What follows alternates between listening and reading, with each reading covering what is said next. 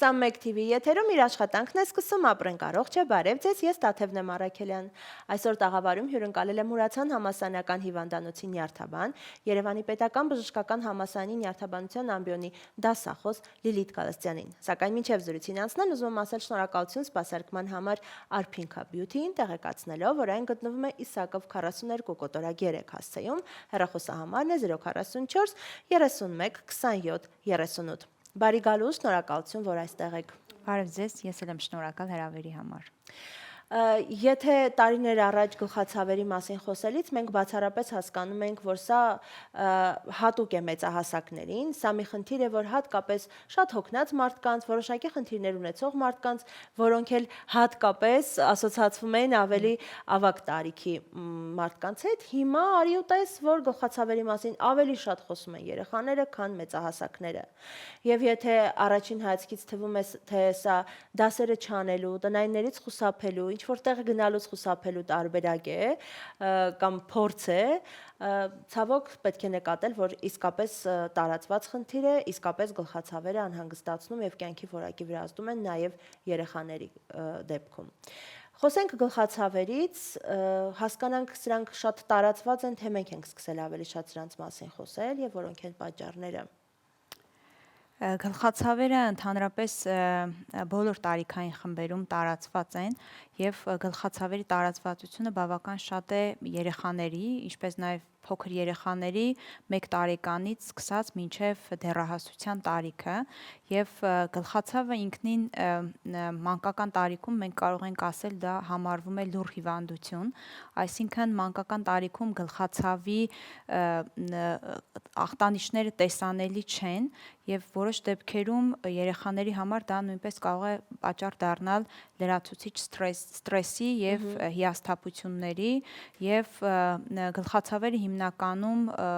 գերակշռող դեպքերում ներկայումս հանդիպում են մոտ 60% երեխաների շրջանում, ինչպես նաեւ կան մի շարք գործոններ, որոնք որ այո, կան մի շարք գործոններ, որոնք որ կարող են նպաստել գլխացավերի առաջացմանը եւ ինչպես մանկական նյարդաբանի, այնպես էլ մանկաբուժի կողմից զննումը պետք է կատարվի շատ մանրակրկիտ, ինչպես նաեւ տվյալ դեպքում մանկաբուժական պրակտիկայում որոշակի դժվարություններ կան, որովհետև առաջնահերթ միաժամանակ մի հոգու չենք լսում, պետք է լսենք եւ երեխային, որ ինքը իր գանգատը ոնց է ներկայացնում, եւ նույնպես ծնողին, որովհետև ծնողը ունի լրացուցիչ մանրամասներ կամ ինչ-որ տեղեկատվություն տա երեխայի գլխացավի բնույթի վերաբերյալ։ Գլխացավերը սրանք առաջնային խնդիրներ են, թե այսպես կոչված հետևանք են որոշակի պատճառի։ Երկու պատճառն էլ կարող է լինել, այսինքն պետք է հստակ տարբերակվի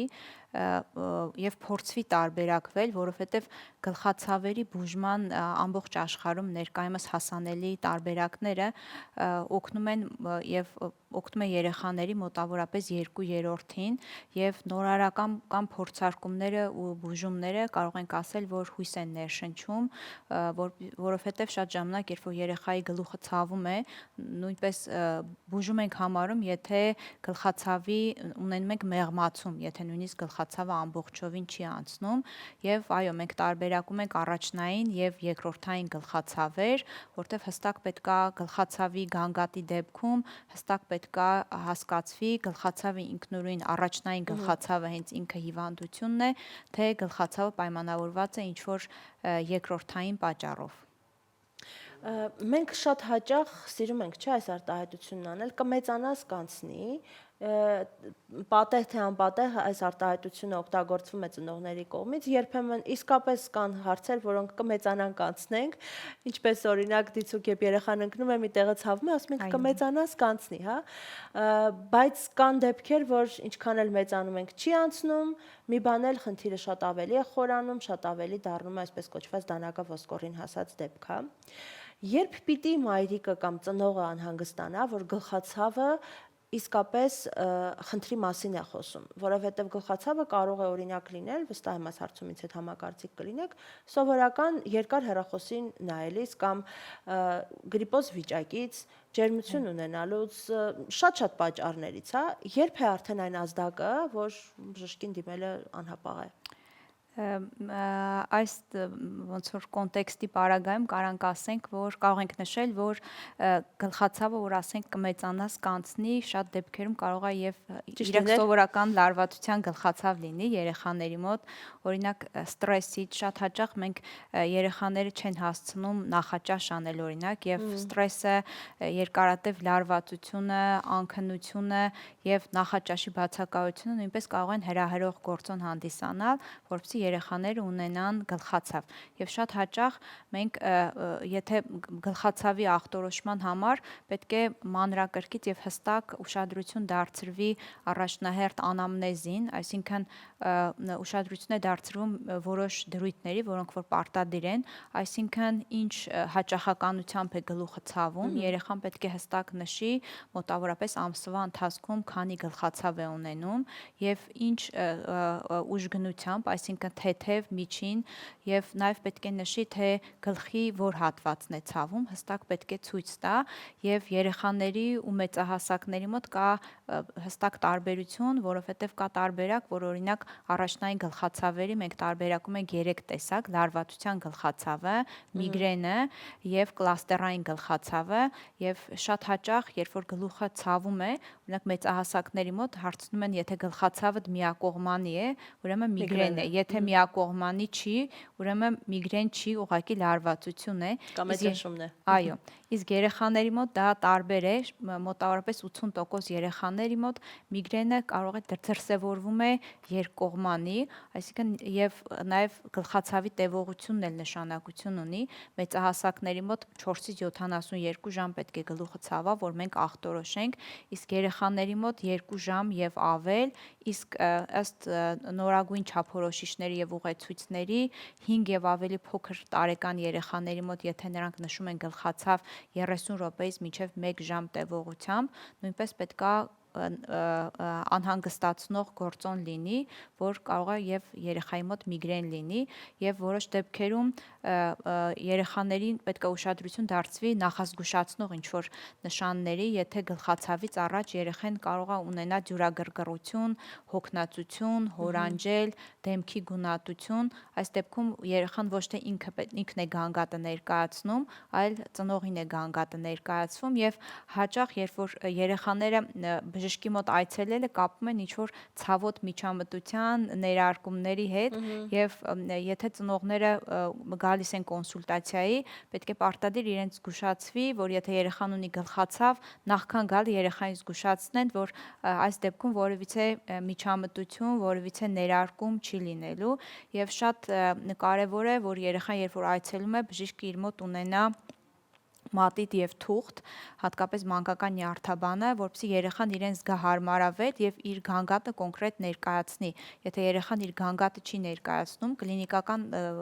նշաններով մենք չենք կարող իմանալ երեխայի մոտ ինչ տեսակի գլխացավ է, որ փորձենք օգնել եւ հաճախ երեխան երբ որ արդեն իրեն հարմարավետ է զգում, պետք է երեխային ասվի, թե ինչպես է նկարի, թե ինչպես է իրեն զգում գլխացավի ժամանակ, որովհետեւ գլխացավի առանձնահատկությունները հաճախ կարող ենք ասել, որ կորելացվում են նկարած միգրենի կոնկրետ առանձնահատկությունները կորելացվում են նկարած նկարի հետ։ Հետաքրքիր պրակտիկա էր, այսօր գնամ տանը փորձեմ երեխաների հետ տեսնեմ ինչ կնկարեն։ Մենք որևէ խնդիր բացառելու կամ հաստատելու համար ունենք լաբորատոր գործիքային հետազոտությունների մի ամբողջ մեծ փաթեթ, հա։ Հետաքրքիր գլխացավերի դեպքում մենք բոլորս մտածում ենք, եթե գլուխը ցավում է, հաճախ տեսնում եմ, որ մարդիկ մինչև կոնսուլտացիան, մինչև բժշկի հետ զրույցը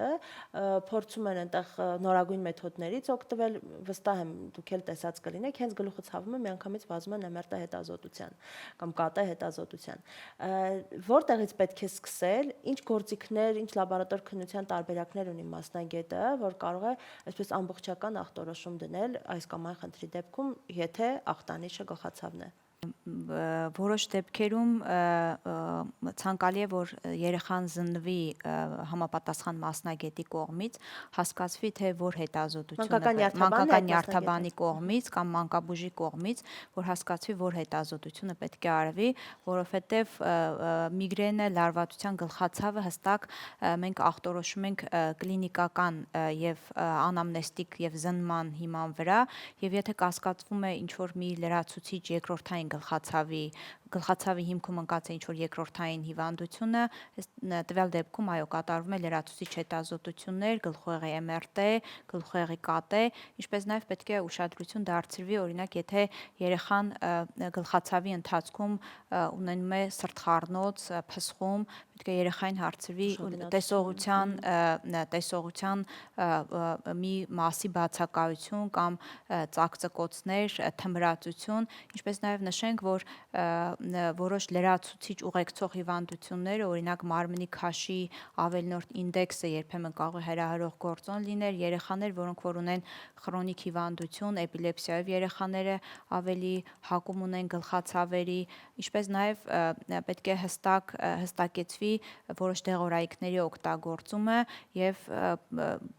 ինքնուրույն ցավազրկողներ չօգտագործեն, որովհետեւ ցավազրկողների չարաշահումը նույնպես կարող է բերել գլխացավերի դրսևորման եւ հաճախ են երեխաները գլխացավի ժամանակ կամ տանը ծնողները տալիս իբուպրոֆեն, ամսվա ընթացքում իբուպրոֆենի 14 օր եւ ավել օգտագործումը եւ տրիպտանների 9 օր եւ ավել օգտագործումը կարող է նպաստի, որ երեխաները հետագայում ունենան դեղորայքով հարուցված գլխացավեր։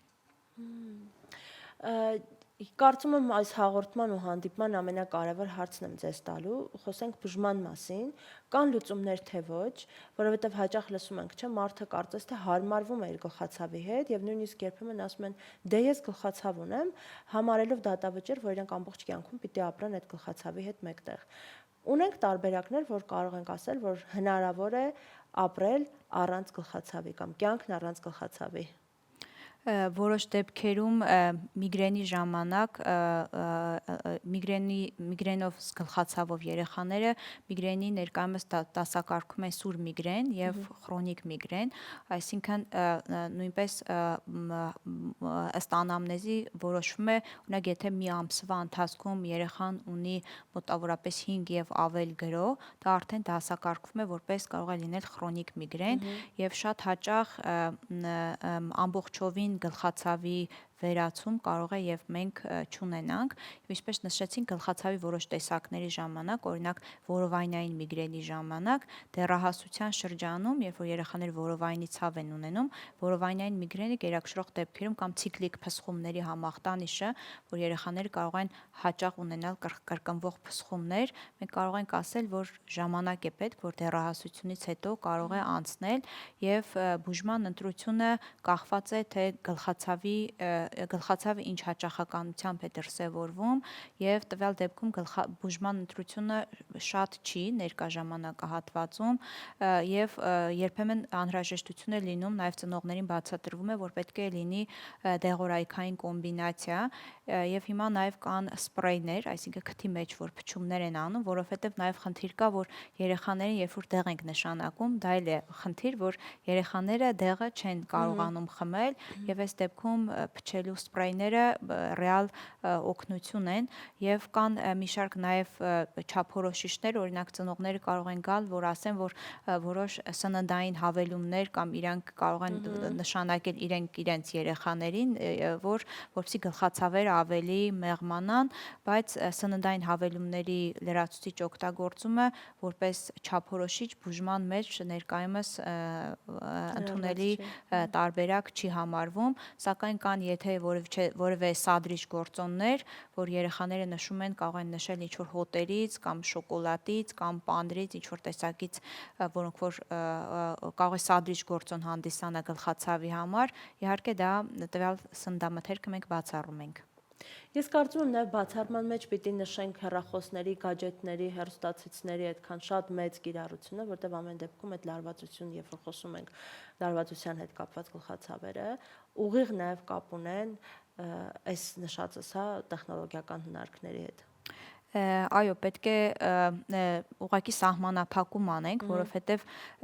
ես շատ հաճախ ասում եմ, որ ամբողջովին արգելք չենք կարող անել, որովհետև դա հիմնականում մեր եւ երեխաների առօրյան է եւ երեխաները պետք է հասկանան ինչ չափով պետք է իրանք օգտագործեն գadgetները, այսինքն ճշգրիտ օգտագործեն եւ մենք պետք է նաեւ ընդունենք, որ բուժումը պետք է լինի ոչ միայն արդյունավետ, այլ բուժումը պետք է լինի անվտանգ հաճելի, նաև։ անվտանգ, հաճելի, իհարկե հաճելի, որտեվ երեխաների հետ դեղորայքի խմելը, եթե նույնիսկ հաբերը մի քիչ մեծ են, երբեմն խնդիր է առաջանում, որ երեխաները Դե մեծ չեն հաբեր խմում։ ես էլ չեմ կարողանում Այո։ խմել։ Ինձ համար էլ է դժվար։ Շնորհակալ եմ շատ, առհասարակ սա կարծում եմ այն թեման է, որի մասին նույնիսկ եթե 4-5 հաղորդում էլ պատրաստենք, դեռ ասելու շատ բան կմնա, որովհետև նույնիսկ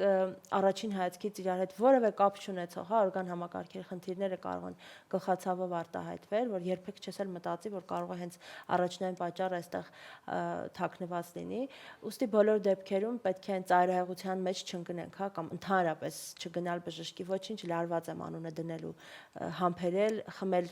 շատ դեղորայք եւ մտածել, որ կանցնի, դե հիմա ով լարված չի, ում գլուխը չի ցավում, եւ հաջորդ տարբերակն էլ նույնիսկ տարվա մեջ մեկ անգամ գլխացավներ չպիտի այդպես մեծ վախի առիթ դառնա։ Ցանկացած դեպքում, եթե կյանքի որակի վրա ազդում է խնդիրը, պետք է գնալ բժշկի, վերջո բժիշկները մեր բարեկամներն են եւ պատրաստ են ցանկացած պարագայում մեզ օգնել։ Շնորհակալ եմ շատ։ Ես էլ եմ շնորհակալ հրավերի համար։ Ձեր հեռուստադիտողներ հիշեցնեմ, որ զրուցակիցս Մուրացան համալսարանական հիվանդանոցի նյարդաբան, Երևանի պետական բժշկական համալսարանի նյարդաբանության ամբիոնի դասախոս Լիլիթ Գալստյանն էր։ Մինչև ձեզ հրաժեշտ տալն ուզում եմ ասել եւս մեկ անգամ շնորհակալություն սպասարկման ու աշխատանքի համար Arpinka Beauty-ին, տեղեկացնել, որ այն գտնվում է Իսակով 42 կոտորակ 3 հասցեում, հեռախոսահամարն է 044 31 27 38։ Շնորհակալություն, որ մեզ հետ էիք, ցտեսություն։